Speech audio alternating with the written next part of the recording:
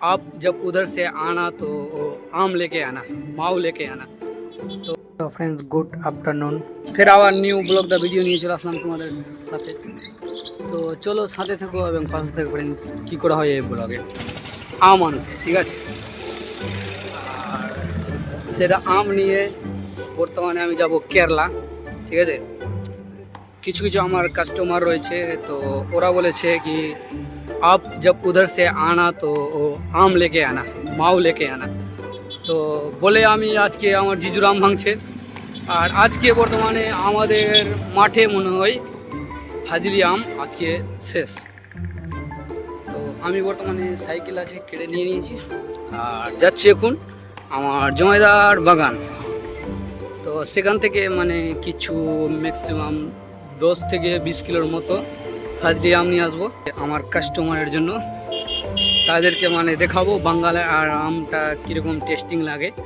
Next সালে friends ওখানে ছিলাম, তো বাড়ি থেকে কিছুটা পাঠিয়েছিল, তো খাবিয়েছিলাম, তো বলেছে আবার নিয়ে আসবা। তো সাথে থাকো এবং দেখতে থাকো ফ্রেন্ডস।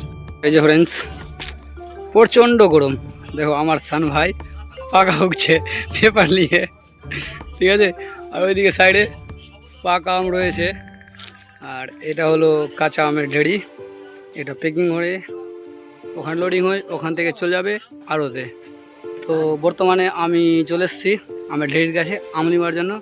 এটা পাকা ফজলি কেরলা দিয়ে যাবো, আসলে ঠিক কথা।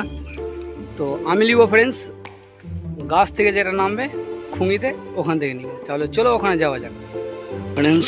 এই যে খুঙি থেকে ডাললাম এখন, আর এখান থেকে আম বেছে বেছে নিব। তো ফ্রেন্ডস এই যে ছোট ছোট আমগুলি নিলে টেস্টিং লাগবে খেতে, তো ছোট ছোট আম কিছুটা বেছে নিলাম নেবার জন্য। এই যে পেট ভর্তি করে নিলাম, বেগও রয়েছে। তো এবার বেরিয়ে পড়লাম বাড়ির উদ্দেশ্যে, আর নিজের জিজুর বলে কথা ফ্রেন্ডস, ঠিক আছে। ফ্রেন্ডস প্রচণ্ড গরম, 3 দিন থেকে যা বৃষ্টি পড়েছিল, আর আজকে দেখো কত গরম, প্রচণ্ড গরম যাকে বলে। তাহলে এবার বাড়ি যাওয়া হোক। তো ফ্রেন্ডস কী বলবো, খাসতে গেলাম চাইলে চালা যায়, অনেক কাদা। কোনোরকম করে এই রাস্তা থেকে আমাদের হাইওয়ে রোডটা ধরলাম, এবার আর অত কষ্ট হবে না।